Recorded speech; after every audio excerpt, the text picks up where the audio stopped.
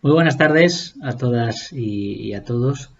Bien, continuamos una sesión más con el estudio del derecho internacional privado, ¿no? En este caso, iniciamos, si recordáis, en la sesión de ayer, el estudio de la lección undécima. En la lección undécima, la idea era reflexionar en torno al estatuto personal. Estamos ya en la parte especial del derecho internacional privado.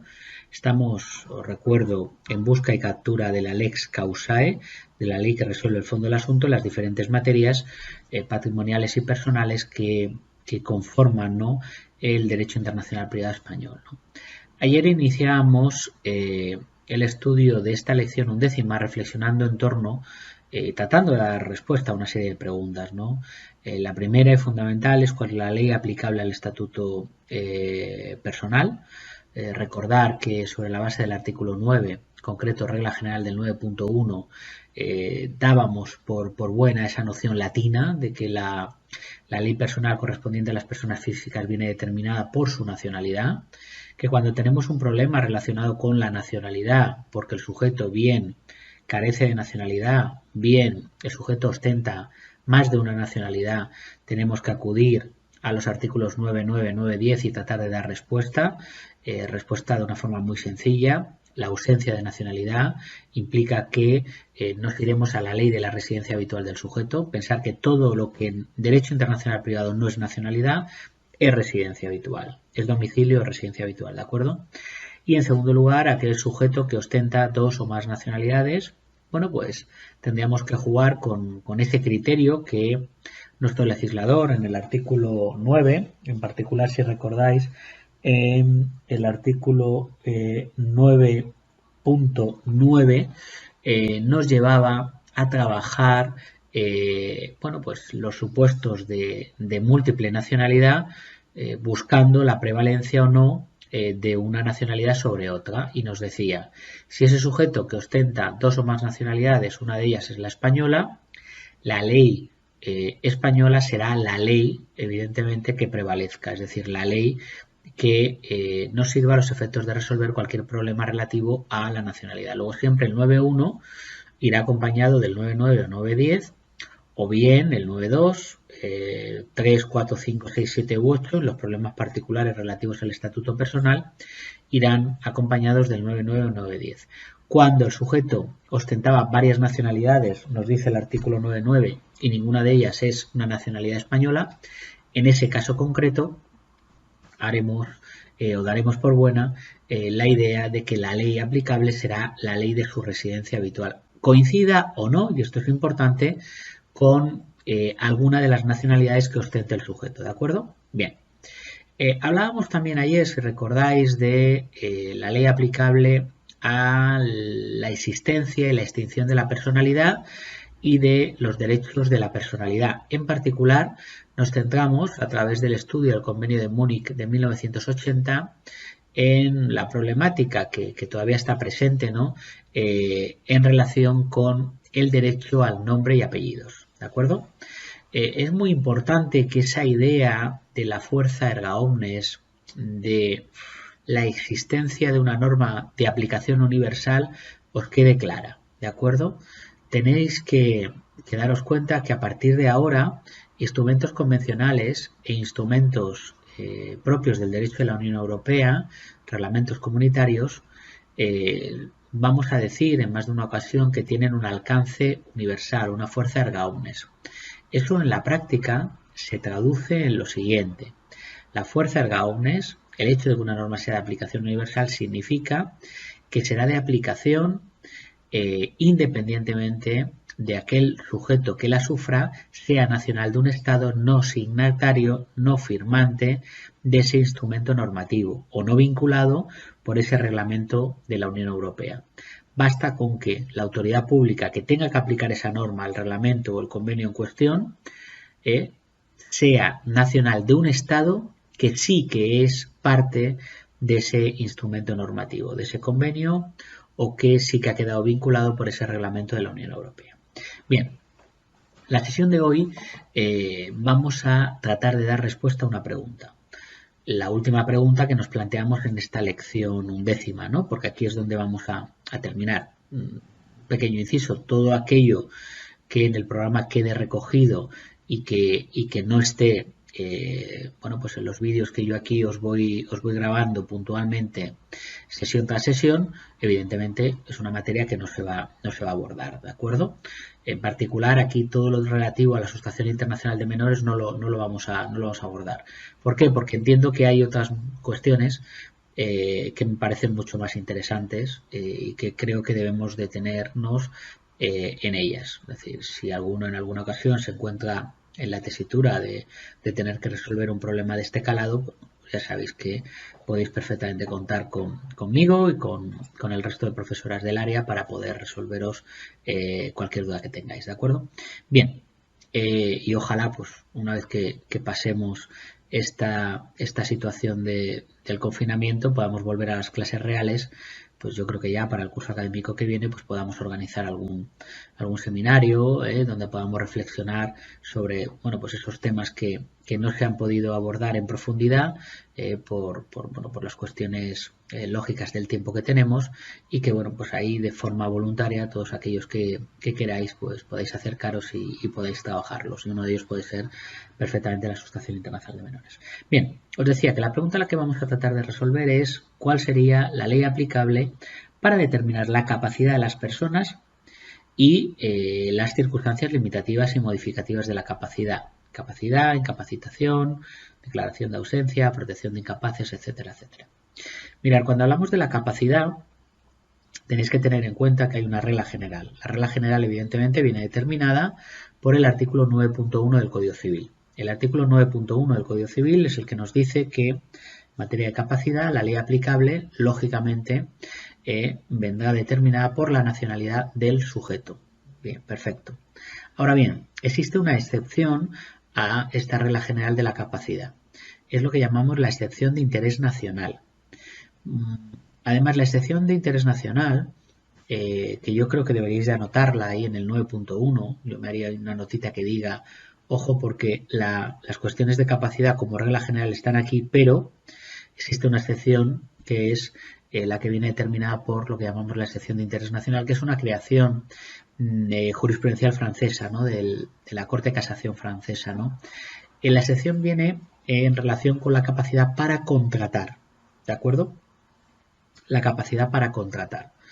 Y esa capacidad para contratar, de alguna manera, escapa de la regla general del 9.1, o al menos se establece una excepción a esa regla general del 9.1, que en ocasiones se puede dar y que nos llevará a una solución, como luego veréis, muy diferente a la prevista en el 9.1, pero que en ocasiones puede que no se dé, con lo cual tengáis que resolverlo el supuesto a través de la regla general del 9.1. Me explico.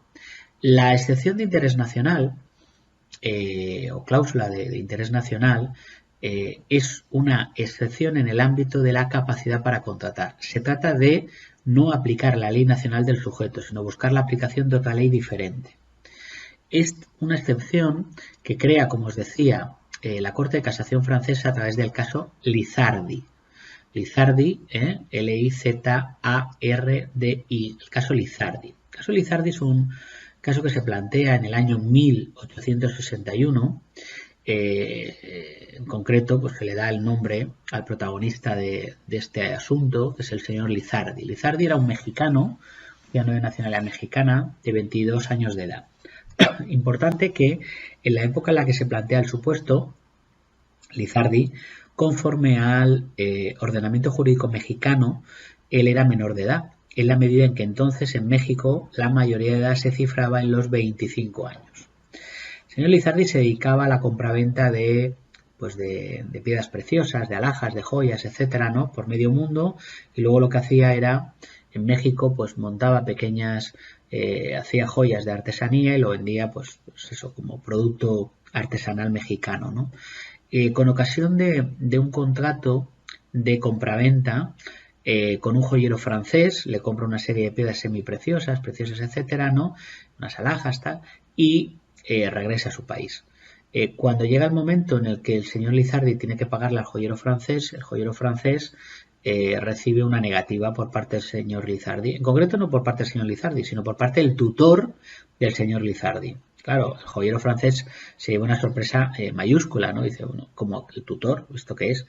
Y el tutor le dice, mire usted, es que el contrato que usted firmó con mi representado, el señor Lizardi, mi tutelado, es un contrato nulo. Es nulo porque Lizardi es menor de edad, no tiene capacidad para contratar. Claro, si no tiene capacidad para contratar, el contrato es nulo, con lo cual el joyero francés se queda sin cobrar absolutamente ni un solo franco francés entonces, ¿no? Bueno, la Corte de Casación francesa en ese momento se plantea lo siguiente. Bueno, el contrato es nulo porque la ley aplicable es la ley nacional y conforme a la ley mexicana este señor es menor de edad. Pero tiene 22 años. Conforme al derecho francés, Lizardi sería capaz. Luego el contrato sería válido. Luego la deuda, evidentemente, habría que ser atendida por parte del señor Lizardi, ¿no?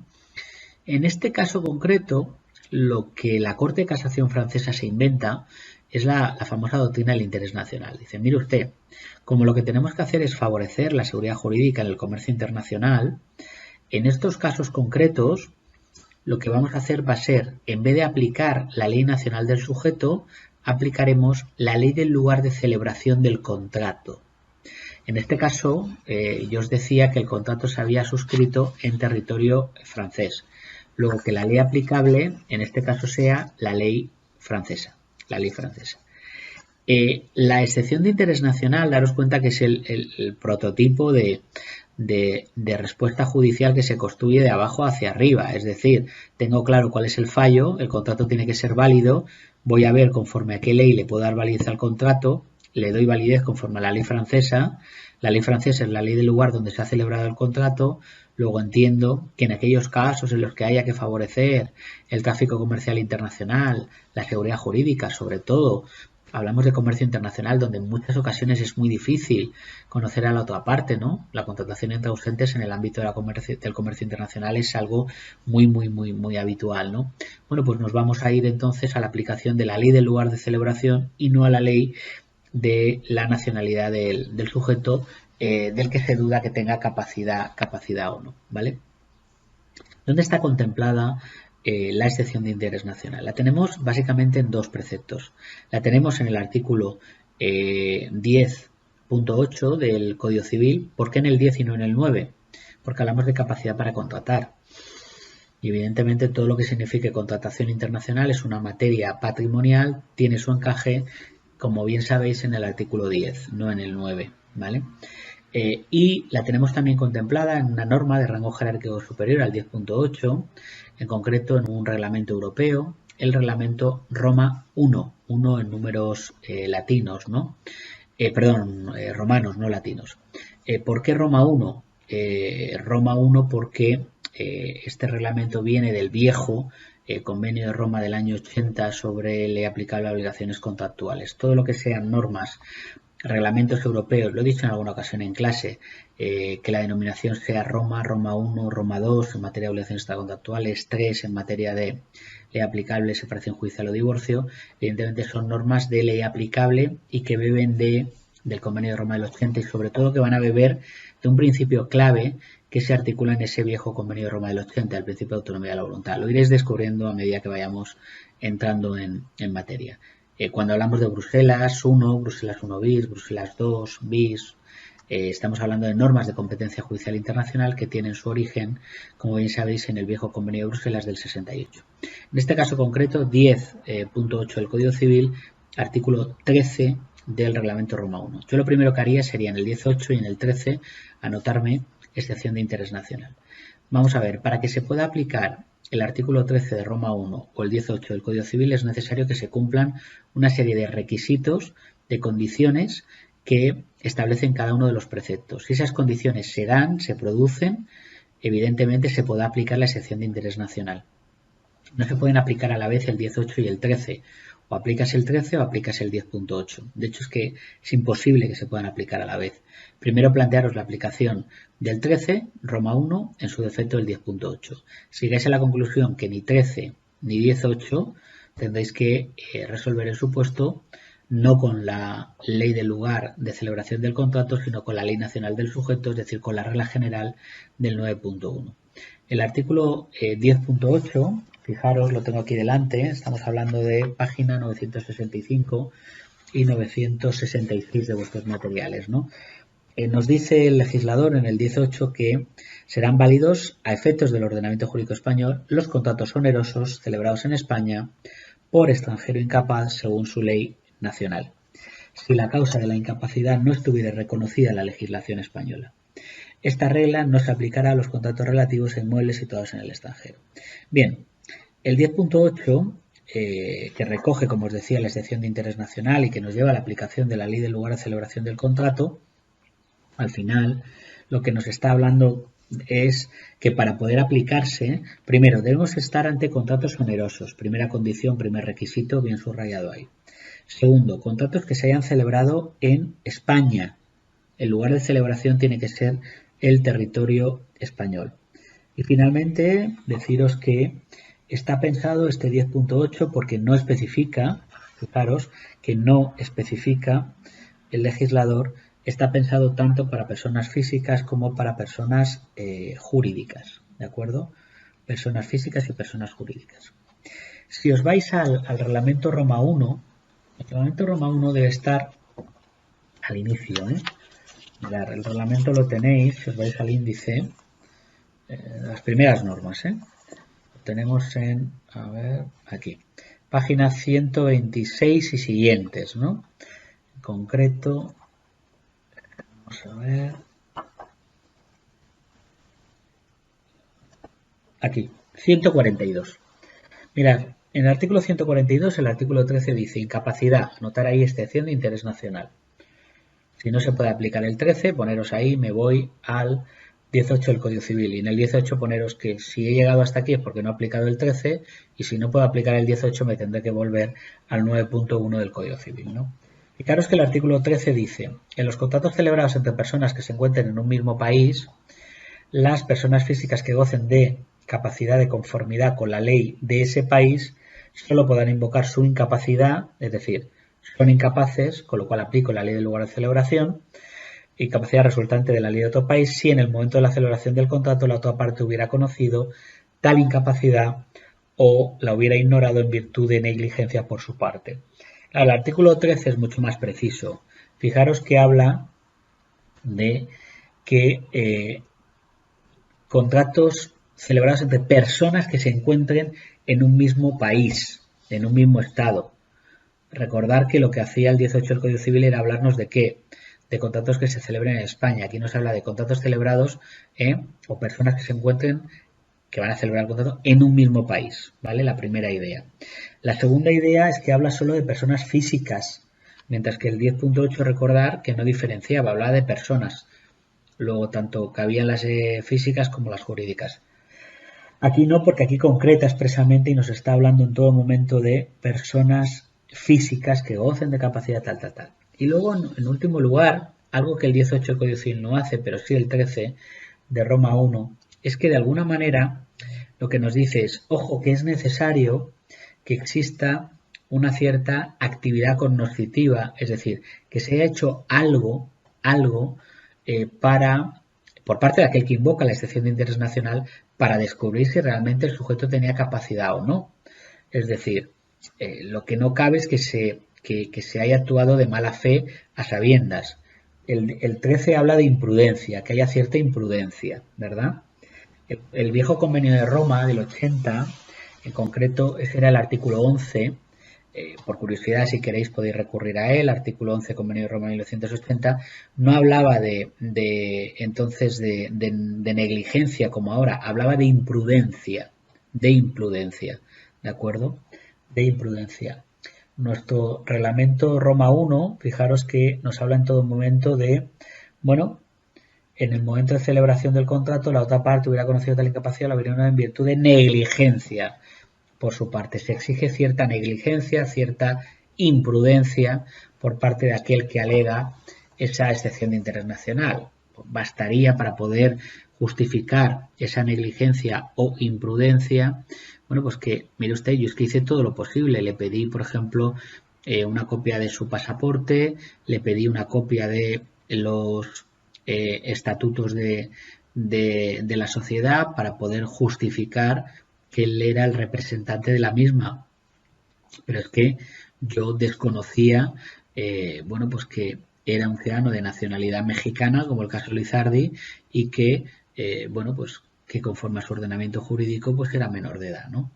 Bien, esa actividad cognitiva, esa cierta imprudencia, negligencia, ¿no?, que exige el reglamento Roma I, no la exige, no es exigida por parte del 10.8 del Código Civil. El 10.8 del Código Civil es mucho más laxo, ¿no? Claro, el 10.8 del Código Civil te está llevando a la ley española como ley de aplicación, porque habla de contratos que se celebran en España, ¿no? Bien, en la práctica, la regla general sería la ley nacional del sujeto, el que se duda que tenga capacidad para contratar. La excepción de interés nacional, nos llevaría a la ley del lugar de celebración del contrato. En España, si el contrato se celebra así y se cumple con las condiciones previstas en el 10.8 del Código Civil, o en aquel lugar donde se ha celebrado el contrato, operando esa excepción de interés nacional, si el artículo 13 del reglamento Roma I, el que antes era el artículo 11 del Convenio de Roma, el viejo Convenio de Roma del 80, pues puede ser de aplicación. ¿De acuerdo? Bien, y en cuanto a las circunstancias limitativas y modificativas de la capacidad, bueno, básicamente la incapacidad, que es la otra cara de la moneda, vendrá determinada también su ley aplicable por el 9.1 del Código Civil, o la ley aplicable, si la ley aplicable para determinar la capacidad es la Ley Nacional del Sujeto, para determinar la incapacidad, pues será también la Ley Nacional del Sujeto. La declaración de ausencia, que es otra circunstancia modificativa de la capacidad del sujeto, esa ausencia prolongada al final lo que provoca es que acto de jurisdicción voluntaria se acuda ante un órgano jurisdiccional y se pida la declaración de ausencia del mismo, ¿no? Bueno, pues vendrá determinada su ley aplicable por también el Código Civil en su artículo 9.1. A efectos de determinar la competencia judicial internacional, en estos casos, pues ya sabéis que habrá que recurrir a la Ley Orgánica del Poder Judicial, ¿no? En la medida en que se trata de una materia personal, ¿no? Personal. Bien, hablamos de incapacidad. La incapacitación, que es un supuesto también bastante importante, tendrá solución, en este caso en el artículo 9.6 del Código Civil, y también nos llevará a la Ley Nacional del mismo, ¿no? La adopción, perdón, no, el 9.6, si no recuerdo mal, que habla de la incapacitación y de la adopción de medidas de protección urgentes o provisionales, opta no por la Ley Nacional del Sujeto, opta por la Ley de Residencia del Sujeto. Vamos a comprobarlo, porque esto tiene su importancia. Estamos en artículos 700 y pico, ¿verdad? ¿Me has dicho? Por aquí. Estamos hablando de la incapacidad, está clara, la incapacidad no debemos de tener dudas, Ley Nacional del Sujeto, 960, y siguientes. Vamos a ver, en concreto, aquí estamos. Perfecto, 964, ¿verdad? Perfecto, eso es. La incapacitación, la incapacitación vendrá determinada en la adopción de medidas de protección urgentes o provisionales, vendrá determinada, en todo caso, vendrá determinada por la ley de residencia del sujeto. La ley de residencia habitual del sujeto, efectivamente. Muy bien. La ley de residencia habitual del sujeto. Bien, y nada más, con esto yo creo que daríamos por resuelta esa pregunta de cuál es la ley aplicable para determinar la capacidad y las circunstancias limitativas y modificativas. Como circunstancias limitativas y modificativas, insisto, incapacidad 9.1 del Código Civil, las cuestiones relativas a la incapacitación y la protección de los incapaces mediante la adopción de medidas de protección urgentes o provisionales, 9.6, en este caso ley de residencia del sujeto, ¿no?, que se pretende proteger, ¿no? Bien, teníamos en esta lección 11ª un par de supuestos prácticos que yo creo que sería buen momento para poder resolverlos, ¿no? El primero de ellos es el caso de Dolores Fuertes García, ¿no? Mirad, Dolores Fuertes García es una ciudadana nacida en Mar del Plata, Argentina. Una ciudadana que emigra a Uruguay en el año 58. En 1960 contrae matrimonio en Montevideo con Walter Barriga González, uruguayo de nacionalidad. Por lo que, conforme a las leyes del país sudamericano, Dolores pierde sus apellidos de soltera pasando a llamarse Dolores de Barriga. Y adquiere la doble nacionalidad argentino-uruguaya. Vamos a ver, vamos a dibujar el supuesto. Vamos a ver. Mirad, nos encontramos entonces, vamos a ponerlo así, a ver si lo podemos más o menos ver, como si estuviéramos aquí en clase. Nos encontramos entonces con esta ciudadana que es Dolores Fuertes García, que pasa a llamarse Dolores de Barriga, ciudadana de doble nacionalidad, ¿no? Argentino-uruguaya. Argentino-uruguaya. ¿Vale? Y por otro lado tenemos al señor Walter Barriga González, de nacionalidad uruguaya. ¿Vale? Este es un poco el supuesto. Bien. En el 90 el matrimonio fija definitivamente su residencia en Madrid. Luego vamos a poner a los dos en España. Ya los tenemos en España. ¿Vale? Bien, los dos los tengo en España.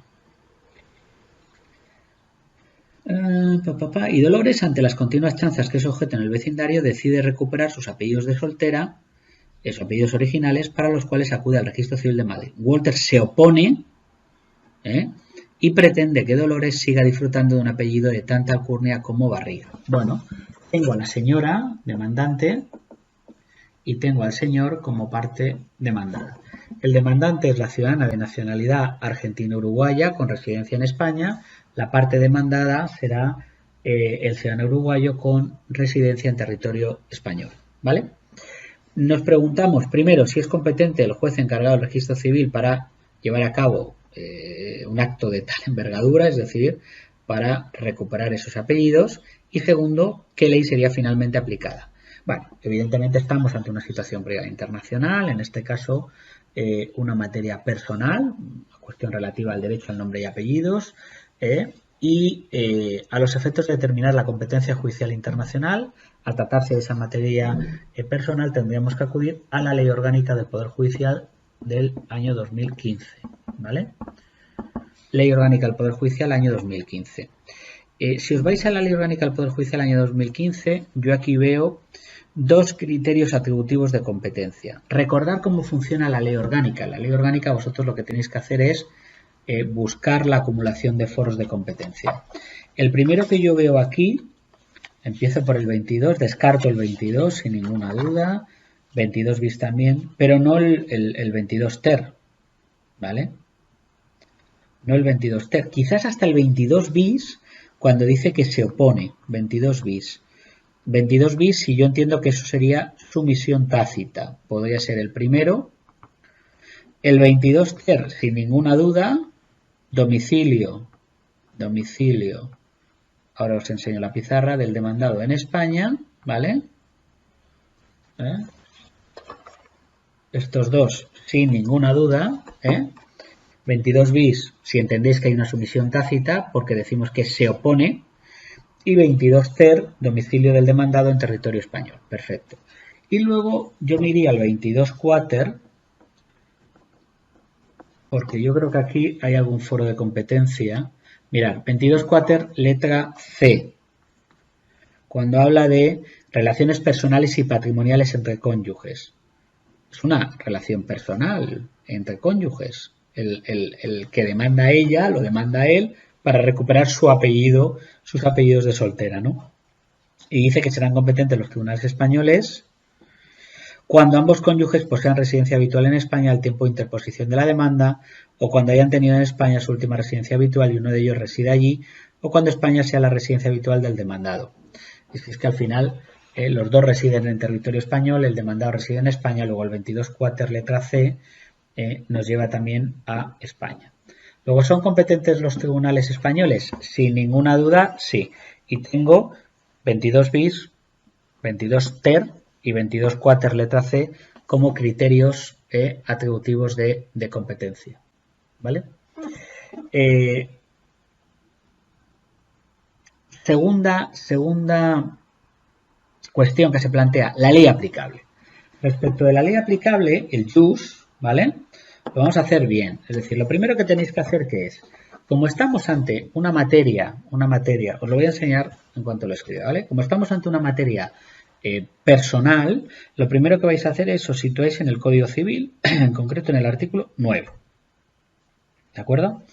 En particular, una cuestión relativa al derecho al nombre y apellidos tiene su encaje en el 9.1. Ahora bien, este artículo 9.1 ha quedado desplazado en materia de nombres y apellidos por el Convenio de Múnich de 1980. Y el Convenio de Múnich de 1980, ¿qué nos dice? Nos dice que la ley aplicable es la ley nacional del sujeto. Es el artículo 1. Ley nacional del sujeto. Bueno, ¿y qué nacionalidad tiene el sujeto? Pues es argentino-uruguaya. Luego eso nos obliga a que el artículo 1 del Convenio de Múnich del 80 hay que completarlo con los artículos 9.9 y 9.10 del Código Civil.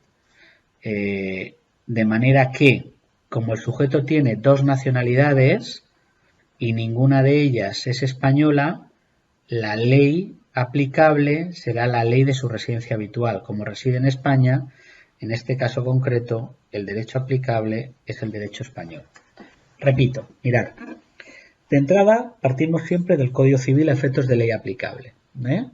Al tratarse de una materia personal, artículo 9. Estamos dentro de la regla general del 9.1. Lo que ocurre es que el 9.1 en materia de derecho al nombre y apellidos ha quedado desplazado por una norma de rango jerárquico superior, el Convenio de Múnich del 80. El Convenio de Múnich del 80, en concreto el artículo 1. Y el artículo 1 nos dice que la ley aplicable es la ley nacional del sujeto. En este caso el sujeto tiene doble nacionalidad, decíamos que era argentino-uruguaya.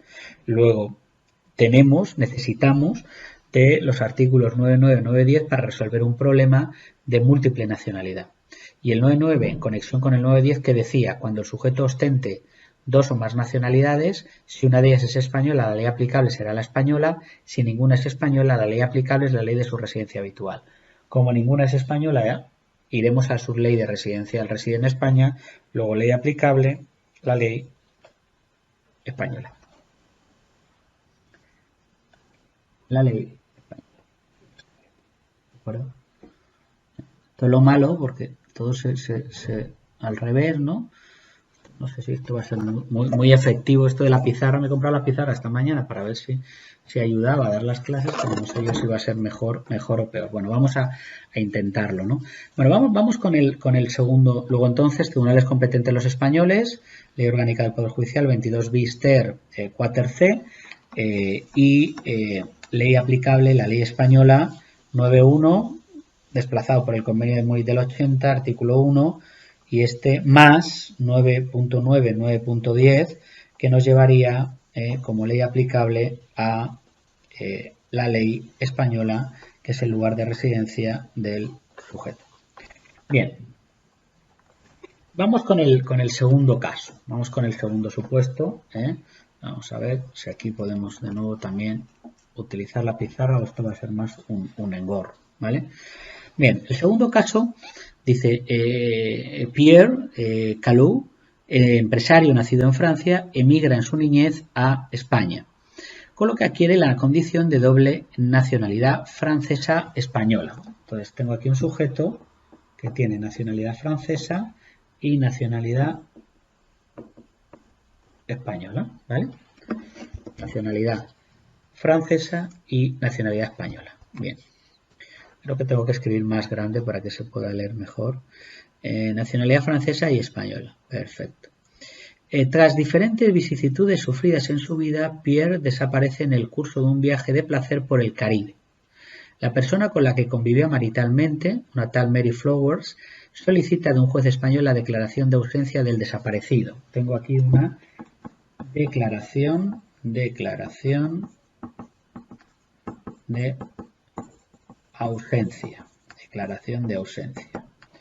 Una declaración de ausencia. Declaración de ausencia de un sujeto que tiene doble nacionalidad, francesa y española. Esto no es un contencioso, estamos ante un acto de jurisdicción voluntaria, en la medida en que pues, implica que no hay ni demandante ni demandado. Hay un solicitante, que es la señora Mary Flowers, y lo que nos vamos a preguntar es si un tribunal, en primer lugar español, se puede declarar competente, es decir, cuestiones de competencia judicial internacional, y en segundo lugar, pues cuál va a ser el derecho aplicable, la ley aplicable. Respecto de la competencia judicial internacional, una declaración de ausencia, lo sabéis bien, es una materia personal, nos tenemos que ir a la ley orgánica del Poder Judicial, ¿vale? En concreto, como no es un contencioso, pues ni se os ocurra ir al 22, o al 22 bis, o al 22 ter. El 22 quinquies aquí no tendría objeto porque habla de materias patrimoniales. El único foro de competencia al que podíais acudir sería el 22 quater. 22 quater, en concreto, letra A, si no recuerdo mal, que dice que en materia de declaración de ausencia o fallecimiento serán competentes los tribunales españoles cuando el desaparecido hubiera tenido su último domicilio en territorio español o tuviera nacionalidad española. Bueno, si es que el señor tenía residencia en España, que no lo hemos indicado, ¿vale? Pero es que además una de sus nacionalidades era española. Luego, tribunales competentes los españoles, 22 quater, letra A de la Ley Orgánica del Poder Judicial, ¿de acuerdo? Ley aplicable. Venga, empezamos. Primero, nos situamos en el Código Civil, ¿de acuerdo? ¿Es una materia personal? Pues artículo 9. ¿Tenemos en el artículo 9 alguna solución particular 9.2 a 9.8? Que yo sepa no, pues a la regla general del 9.1. ¿Qué dice el 9.1? Que la ley aplicable es la ley nacional del sujeto. Bien, pero es que el sujeto tiene dos nacionalidades, francesa y española. Luego, si el sujeto tiene dos nacionalidades, francesa y española, tendremos que ese 9.1 complementarlo más el 9.9, 9.10. Y el 9.9, 9.10, ¿qué nos dice en este caso? Lo que nos dice, nos dice que cuando el sujeto ostente dos nacionalidades, si una de ellas es española, esa es la que prevalecerá. Si ninguna es española, como el caso anterior, nos iremos a la ley de la residencia del sujeto. En este caso, como una es española, ley aplicable, la ley española. Luego, ¿se declararán competentes los tribunales españoles? Sí, para conocer de esa declaración de ausencia por el 22 quater, letra A, ley aplicable, la ley española 9.1 del Código Civil más 9.9 guión o barra, como queráis ponerlo, 9.10 Código Civil, ley española. Y nada más, con esto damos por concluida esta lección 11ª, donde hemos iniciado el estudio del estatuto personal. Como siempre, cuidaos mucho, vosotros y todos los vuestros, ser lo más responsables posible y estudiar mucho Derecho Internacional Privado, que seguro que algo de bien os puede hacer. Y si no os hace bien, al menos, que también, al menos os ayudará a desconectar un poco de